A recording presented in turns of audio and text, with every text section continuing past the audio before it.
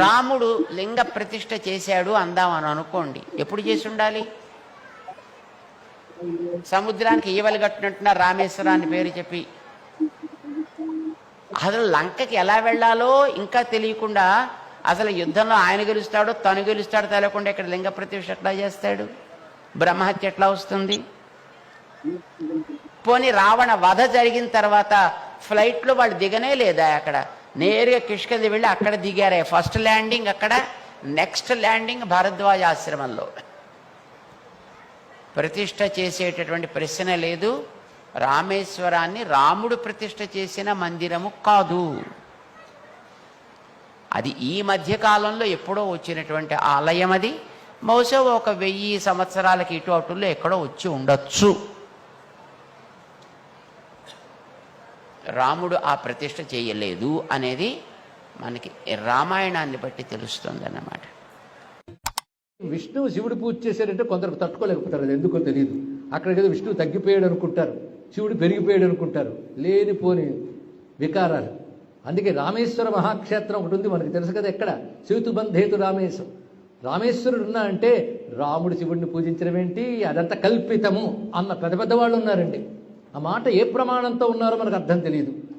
అనడమే కాదు, నోటుకొచ్చిన అవాచ్యాలు. అంటే వాళ్ళ లోపల ఉన్నటువంటి ఆ శివద్వేషం, శివుడి పట్ల కించిత్ దృష్టి ఏదైతే ఉన్నదో అది వాళ్ళ చేత మాట్లాడిస్తుంది. రామేశ్వరం రాముడు ప్రతిష్ఠ చేయలేదు అనడానికి ఎవరు ప్రమాణం? చేశాడంటానికి ప్రమాణములు ఉన్నాయి. శివపురాణం ప్రమాణం, స్కాంద పురాణం ప్రమాణం. అంతేకాదు ఇప్పుడు అక్కడికి వెళితే వానర వీరుల పేర్లతో ఉన్న కూపములు ప్రమాణం, ఆ ప్రాంతం ప్రమాణం. రామేశ్వర లింగం రాముడి చేత ప్రతిష్ఠితమైన శివుడు అని అనేక ప్రమాణములు ఉన్నాయి. అంతదాకా ఎందుకు? ఇక్కడ ఉత్తరాదిలో రామకథని శాస్త్ర ప్రమాణంతో రాయడమే కాకుండా రామచంద్రుడు దర్శనం చేసి శివుని యాజ్ఞతో రచించిన తులసీదాస మహానుభావుడు ఈ రామేశ్వర క్షేత్రం గురించి తాను స్వయంగా రచించాడండి. ఇక్కడ ఎప్పుడు చేశాడు ఇది? ఇంకొక మాట అంటారు, రామచంద్రమూర్తి బ్రహ్మహత్యాపాతకం పోవడానికై లింగ ప్రతిష్ఠ చేశాడు అని ఎక్కడో ఎవరో అన్నారేమో, కానీ అలా లేదు. ప్రమాణి గ్రంథాలు అది లేదు.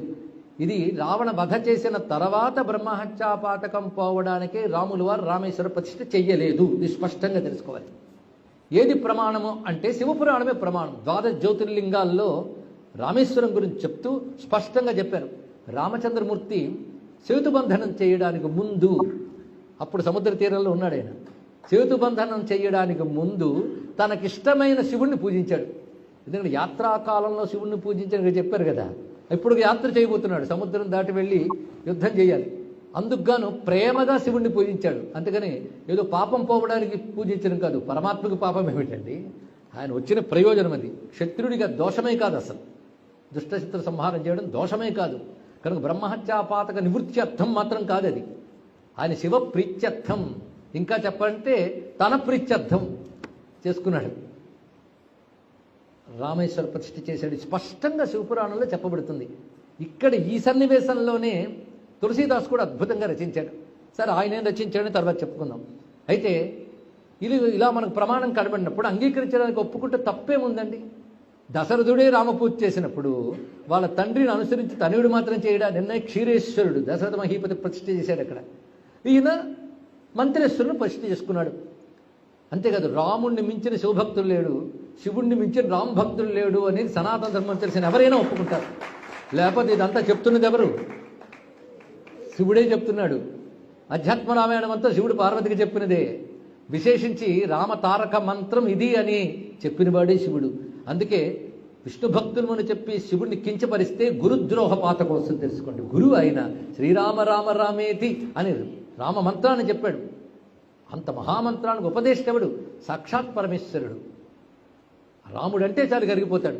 అందుకే రామ తాపిని ఉపనిషత్తులో కాశీక్షేత్రం రుద్రుడు తపస్సు చేస్తే రాముడు సంతోషించట. స్వామి నీకు నేనేమి ఇవ్వాలన్నాడు ఆయన. అంటే ఇక్కడ ఎవడు పరమపదించినా వాడు చెవులో నీ నామం చెప్తాను, ముక్తి నీవయ్యా అన్నట్టు. ముక్తి నువ్వే ఇస్తావయ్యా అని చెప్పాడు. ఇది ఒక గొప్ప రహస్యమైన అంశం. అది రామతాపని ఉపనిషత్తులో కనబడుతుంది. ఇది పురాణ గాథల్లో మనకు కనబడుతున్నది. అదే రామతత్వం బాగా తెలిసిన వాడు ఎవడంటే శివుడే. అలాగే శివతత్వం బాగా తెలిసిన వాడు నారాయణుడే. ఎందుకంటే ఇక్కడ ఏదోలా తప్పించుకున్నా భారతంలో ఎక్కడ తప్పించుకుంటాం? భారతంలో అనుశాసనిక పర్వంలో, శాంతి పర్వంలో స్పష్టంగా ఉంది.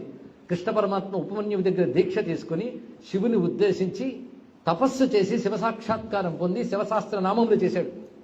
శివనామ నిరుక్తం చెప్తాడు స్వయంగా. శివనామ నిరుక్తము కృష్ణుడే చెప్పాడని మహాభారత అనుశాసనిక పర్వంలో ఉన్నది.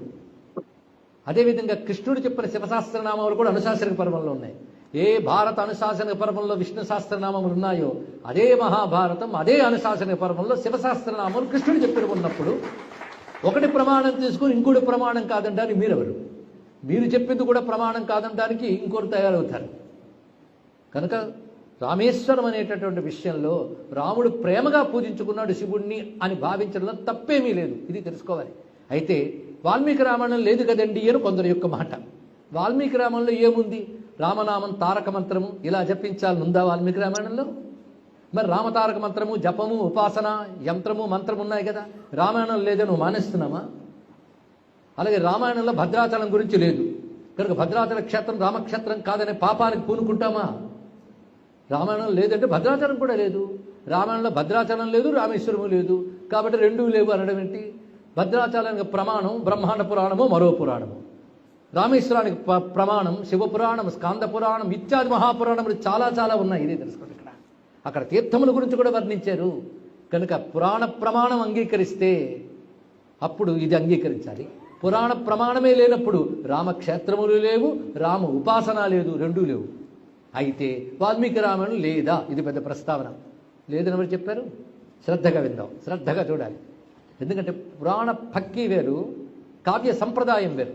అది కావ్యం చెప్పినప్పుడు ఇక్కడ మంత్రాలు ఉపాసనలు కావ్యంలో రాయరు, పురాణంలో రాయొచ్చు. కావ్య విధానం వేరు, పురాణ విధానం వేరు. వాంగ్మయ స్వరూపం, ప్రక్రియా స్వరూపం తెలియకపోతే ఈ మాటలు వస్తాయి. రామాయణం కావ్యం. అందుకే రాముడు పుట్టే వరకు పురాణ పక్కిలో నడిపాడు వాల్మీకి. దేవతలు వెళ్ళడం, ప్రార్థన చేయడం, రాముడు అవతరిస్తానడం వరకు పురాణ సంప్రదాయం చూపించాడు. రాముడు అవతరించిన దగ్గర నుంచి అవతార పరిసమాప్తి వరకు కావ్య సంప్రదాయం చూపించాడు. రాముడు మానవుడిగా ప్రవర్తించుతూనే వెళ్తాడు చివరి వరకు కూడా. రావణ వధ తర్వాత రాముడిలో విష్ణుత్వాన్ని దేవతలు చూస్తారు, దేవతలు మాత్రమే. అక్కడ ఒక మర్మం చూపించాడు వాల్మీకి. లేకపోతే వాల్మీకి రామాయణం అంత తేలిగా అర్థం చేసుకోవడం. అయితే కొందరు అంటారు రామచంద్రమూర్తి లంకలో రావణ సంహారం చేసిన తర్వాత సముద్ర తీరంలో తిరిగి ఆగలేదు. నిజమే. అక్కడ నుంచి అలాగే సాగిపోయి భరద్వాజాశ్రమం దగ్గర దిగాడు ఆయన. మధ్యలో ఆగలేదు, నిజమే. మధ్యలో ఆగని కాడికి అక్కడికి వచ్చి రామలింగ ప్రతిష్ఠ ఎలా చేశాడని పెద్ద తత్వం చూపించడం ముడిసిపోయి చెప్తూ ఉంటారు. ఇక్కడ అక్కడ ఆగాడని ఎవరు చెప్పారు? ఆయన ఆగలేదు, అక్కడ లింగ ప్రతిష్ఠ చేయలేదు. కానీ సముద్రం సేతుబంధనం చేసే ముందు అక్కడ ఆగాడుగా, లక్ష్మణుడికి అభయం ఇచ్చాడుగా, అప్పుడు చేశాడు ఆయన. తిరిగి వచ్చేటప్పుడు కాదు. ఇది ముందే చెప్పుకున్నాం మనం ఇక్కడ. అయితే తిరిగి వచ్చేటప్పుడు పుష్పక విమానం మీద కూర్చొని సీతమ్మతో ఒక మాట అంటాడు స్పష్టంగా. ఇక్కడ జరిగింది, ఇక్కడ విభీషణుడికి అభయం ఇచ్చాను, ఇక్కడ ఈ సముద్ర తీరంలో నేను మహాదేవుని పూజించాను అని వాల్మీకి రామాయణంలో స్పష్టంగా ఉంది.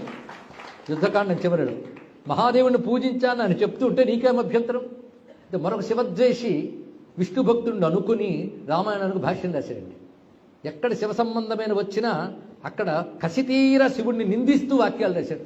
అవి ఎలా ప్రమాణంగా నెత్తికెత్తుకున్నారో తెలియదు, కానీ విష్ణువు మాత్రం మనకు క్షమించడు, అందులో సందేహం లేదు. ఇక్కడ స్పష్టంగా నేను ఇక్కడ మహాదేవుడిని పూజించాను అని చెప్తూ ఉంటే ఈయన గారు వ్యాఖ్యానిస్తూ మహాదేవుడు అనగా సముద్రము, ఇక్కడ నేను సముద్రుడిని పూజించానని చెప్పాడు అని వాడు రాశాడు. ఎవడు చెప్పాడండి? సముద్రానికి మహాదేవ నామం అంటారని రామాయణంలో ఎక్కడైనా ఉందా? ఏ గ్రంథంలోనే ఉందా? మహాదేవ నామం శివుడు విద్యు అన్వర్థము.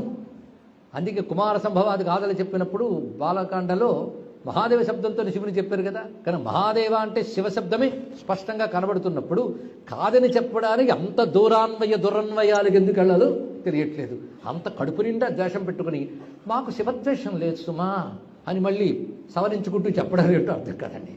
మాకు శివద్వేషం లేదు, ఎందుకంటే శివుడు కూడా భాగవతోత్తముడు. అంటే వీళ్ళ ఉద్దేశంలో శివుడు భాగవతోత్తముడే కానీ భగవంతుడు కాడు అని చెప్పడం వీళ్ళ అసలు ఉద్దేశం. పొరపాటును కూడా భగవంతుడు మాట అనరు వాళ్ళు. శివుడిని అలా అంటారు. శివనామం పలకడమే తప్పు అని భావించేవాళ్ళు, శివుణ్ణి పూజించొద్దని బోధించేవాళ్ళు వాళ్ళు. అటువంటి ద్వేషం లేదు ఎలా అంటారండి? ఆఖరికి ఎంత మాట అంటారంటే రుద్రుడు శివుడు విష్ణువు పాదాల నుంచి తన గంగ నెత్తిపెట్టుకున్నాడు కనుక అప్పుడు శివుడు అయ్యాడన్నారు.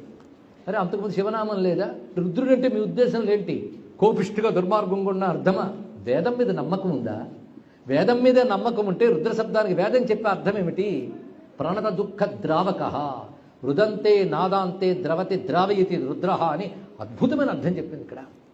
కానీ రుద్రుడు అంతా దూరం దాకెందుకండి, నమో భగవతే రుద్రాయ విష్ణవే మృత్యుర్మే పాహి అనే మంత్రమే వేదంలో కనబడుతుంటే రుద్ర శబ్దానికి ఇటువంటి నీచార్థం తీస్తారా? అక్కడ శిరస్సు మీద పెట్టుకోవడం విష్ణు ఉపాధ్యాయం అనేది డ్రామాలాగున్నది. అసలు విష్ణుపదం అని, ఆకాశానికి విష్ణుపదం అని పేరు. అక్కడున్న దివ్య జలము వచ్చి శివుని శిరస్సు రోదశయందు వ్యాపించిన అష్టమూర్తి అని శివుని శిరస్సును పడింది అని చెప్పారు. ఇది కాస్మిక్ ఈవెంట్, ఇది కాస్మాస్లో జరిగినటువంటి ఒక ఈవెంట్, అది అంతరిక్షంలో జరిగిన అద్భుతం. దాన్ని తీసుకుని విష్ణుపాదజలాన్ని శివుడు పెట్టుకోవడం వల్ల అప్పుడు గొప్పవాడయ్యాడని. విష్ణుపాదజలం శిరస్సును పెట్టుకోవడంలో శివుడికి ఏమీ అభ్యంతరం లేదు, తెలుసుకుంటారు. ఎక్కువ తక్కువ లేవు. ఒకరు గొప్పతనాన్ని వీడు ఒప్పుకున్నాడు అంటే వీడు తగ్గిపోయినట్టు అర్థం కాదు. ఆ గొప్పతనాన్ని ఒప్పుకున్న గొప్పతనం ఎదురుకుందని అర్థం. ఇది తెలుసుకుంటారు. కానీ ఉదాత్త పురుషుడు మరొకరు ఉదాత్తతని పూజిస్తాడు, గౌరవిస్తాడు, అంత మాత్రం తగ్గిపోడు. అందుకే రాముడు శివుడిని పూజించినంత మాత్రం రాముడు తగ్గిపోడు. శివుడు రామనామాన్ని ఉపదేశించినంత మాత్రాన శివుడు తగ్గిపోడు. అది వారి ఇరువురి యందు భేదం చూడడం మహాదోషం. ఇరువురి యందు భేదమని ఏటికి పాపము కట్టుకోవలెన్ అని సీతమ్మ అన్నట్లుగా కల్పవృక్షంలో విశ్వనాథ్ గారు చెప్పారు ఇక్కడ. కానీ ఎట్టి పరిస్థితుల్లో వాళ్ళు మాకు ద్వేషం లేదన్నా కడుపు నిండా ఉన్న ద్వేషం వల్లనే వాళ్ళని తక్కువ చేసి మాట్లాడుతున్నారు, ఇది మర్చిపోవద్దు. అయితే ఇక్కడ శివుడిని ఏదో అన్నారు కదా అని మేము బత్తాసు పుచ్చుకుని మాట్లాడట్లేదు. రాముణ్ణి విష్ణువుని ఎవరిని కించపరిచినా హిందూ ధర్మావలంబకుడిగా ఆ కించపరిచిన వారికి గట్టి సమాధానం చెప్పడానికి సిద్ధంగా ఉన్నాం. ఎందుకంటే మేము శివభక్తులు మాత్రమే కాదు, విష్ణు భక్తులు మాత్రమే కాదు, శివుడు విష్ణువు రాముడు కృష్ణుడు ఒకే పరతత్వం యొక్క వ్యక్తీకరణ అనే శుద్ధమైన వేద ధర్మానికి చెందిన వాళ్ళం గనక ఈ మాట చెప్తున్నాను. ఎట్టి పరిస్థితుల్లోని కూడా రామభక్తి శివద్వేషాన్ని, శివుణ్ణి కించపరచడాన్ని కూడా అంగీకరించదు. అందుకే తులసీదాస్ కంటే రామభక్తులు ఉంటారే చెప్పండి, ఒక్క మాట చెప్పండి. ఎందుకంటే మేము విష్ణు భక్తులమని చెప్పి విదేశాలు తిరుగుతున్నా కడుపు నిండా ఇతర దేవత ద్వేషాన్ని చెప్పడం తప్ప మరొకటి చేతకాని వాళ్ళకి తులసీదాస్ యొక్క రామభక్తి ఏమర్థమవుతుందండి? ఇక్కడ పోతన గారు సాక్షాత్ రామ సాక్షాత్కారం పొంది భాగవతాన్ని రచించిన పోతన గారు ఎక్కడ అవుతారు, అర్థమవుతారు? మీరు ఒక్కడ చెప్పండి, వీరికంటే పోతన తులసీదాస్ గొప్పవారు అవునా కాదా? అది మీరు అంగీకరిస్తారా లేదా? అంగీకరిస్తే మా పోతన గారు చేతులారంగ శివుని పూజింపడేని, నోరు నొవ్వంగ హరికీర్తి నుడివడేని, దయయు సత్యంబు లోనుగా తలపడేని, కలుగనేటికి తల్లుల కడుపు చేటు అని గట్టిగా చెప్పాడే. అటువంటిప్పుడు ఆ పోతన గారికి మేము నమస్కారం చేసుకుంటాం కనుక పోతన గారు దర్శించిన రామునికి నమస్కారం చేస్తాం, పోతన వర్ణించిన కృష్ణుడికి నమస్కారం చేస్తాం, ఉభయులకి నమస్కారం చేస్తూనే ఉన్నాం. అందుకే మహానుభావులు ఎప్పుడూ కూడాను ద్వేషభావాన్ని చూపించలేదు. ద్వేషభావాన్ని చెప్పేవాళ్ళు జగద్గురు పద వాచ్యులు కాదు, వాళ్ళు ఒక చీలిక వర్గం నాయకులు అవుతారని తెలుసుకోండి. ఇక్కడ జగద్గురు శబ్దము వేదం చెప్పిన సర్వధర్మాలను సమన్వయించిన వాడే జగద్గురు అవుతాడు. ఆది శంకరులు ఒక జగద్గురువు, రామకృష్ణ పరమహంస ఒక జగద్గురువు, ప్రపంచానికి సనాతన ధర్మాన్ని బోధించిన వివేకానంద ఒక మహాత్ముడు, రామతీర్థులు ఒక మహాత్ముడు. ఇది పరంపర, ఇది మన సంప్రదాయం, ఇది సనాతన ధర్మం. ఇది తెలుసుకోవాల్సిన అవసరం ఉన్నదండి. అందుకే ఎత్కించిత్ భేదభావం కూడా ఉండకూడదు. ఇప్పటి వరకు మనం వింటున్న వాటిలో రాముడే పరబ్రహ్మము, రాముడే పరమాత్మని చెప్తూనే ఉన్న గ్రంథం మన ఆధారంగా చేసుకున్నాం. శివుణ్ణి అడిగితే నిజమే అంటాడు, రాముడు పరమాత్మ, రాముడు నా ఉపాస్యం అంటాడు. రాముడిని అడిగితే శివుడే నాకు ఉపాస్యం అంటాడు. అందుకే రాముడికి ఈశ్వరుడా, రాముడే ఈశ్వరుడుగా కలవాడా అని రెండు తగాదాలు పడ్డాడు దేవతలు. రాముడే ఈశ్వరుడుగా కలవాడు రామేశ్వరుడు, అలాగే రాముడికి ఈశ్వరుడు రామేశ్వరుడు, రాముడు ఈశ్వరుడు కలిపి రామేశ్వరుడు అన్నాడు. బాగుందండి. ఇక్కడ ఎలా చూసినా రామేశ్వరం గొప్ప భావం ఇక్కడ. అందుకే తెలుగునాట ఎక్కడ ఏ ఆలయం పెట్టినా రామలింగేశ్వరుడు అని చెప్తారు. అదేమిటో తెలియదు ఇక్కడ. అంటే దక్షిణాపథానికి అది ప్రధానంగా ఉన్నది. శ్రీరామనాథాయ నమశివాయ, ఇది రామేశ్వర శబ్దం, రామేశ్వర తత్వం. ఇది స్పష్టంగా శివపురాణంలో చెప్పబడినట్లుగా సేతుబంధనానికి పూర్వమే రామేశ్వర పరిస్థితి జరిగింది.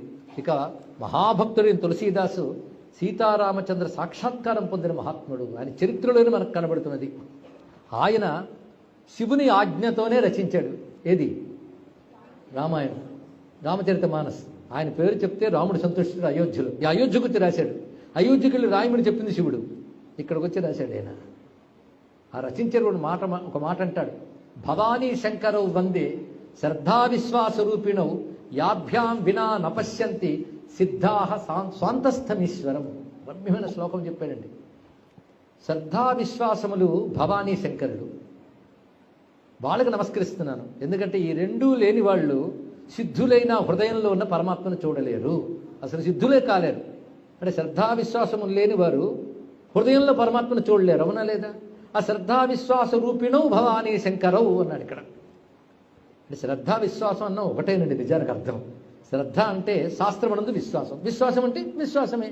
మరి శ్రద్ధా విశ్వాస రూపిణో భవానీ శంకరు అనడంలో ఉద్దేశం ఏంటంటే శ్రద్ధా విశ్వాసములు ఎలా వేరు కావో శివపార్వతులు అలా వేరు కాదు.